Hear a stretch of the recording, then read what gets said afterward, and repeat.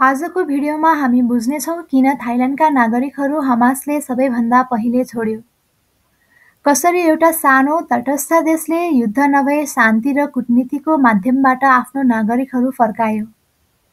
Hamas र Israel बीचको युद्धको समयमा धेरै देशका नागरिकहरू बन्धक बने, तर सबैभन्दा पहिले मुक्त हुनेहरूमध्ये धेरै थाई नागरिक थिए।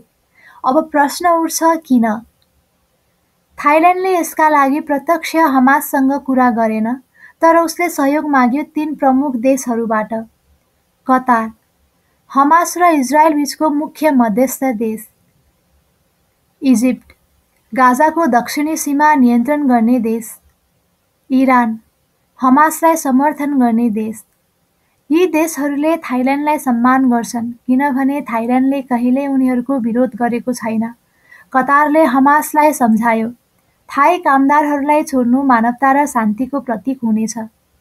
थाइल्यान्ड सधैँ तटस्थ देश हो।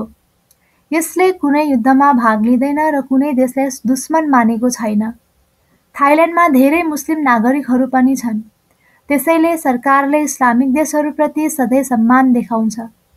त्यो कारणले हमासले पनि थाइल्यान्डलाई शत्रु देश भनेर हेरेन, बरु उसले सोच्यो, यी त गरिब श्रमिक हुन्, दुश्मन होइनन्।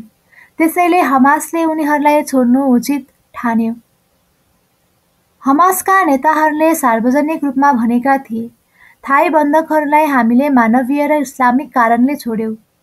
यसले हमासलाई पनि अन्तर्राष्ट्रिय रूपमा दयालु देखाउन मद्दत गर्यो र थाइल्यान्डको शान्त र सम्मानजनक व्यवहारले त्यसलाई सजिलो बनायो। केही थाई बन्धकहरू नोभेम्बर 2023 को युद्धविराम सम्झौतामा इजरायली नागरिकहरूसँगै मुक्त गरिए। अर्का केही भने कतार र थाइल्यान्ड बीचको प्रत्यक्ष वार्ताबाट पहिले नै छोडिएका थिए।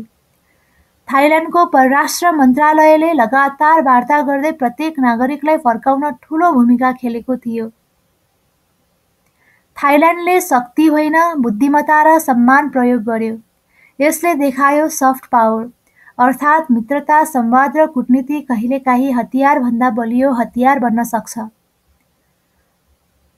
थाइल्यान्डको यो उदाहरणले देखाउँछ सानो देशले पनि ठूलो प्रभाव पार्न सक्छ, यदि त्यसले शान्ति र सम्मानको बाटो रोज्छ भने। यदि तपाईलाई यो भिडियो मन पर्यो भने लाइक, सब्स्क्राइब र शेयर गर्न नबिर्सनुहोस्। धन्यवाद।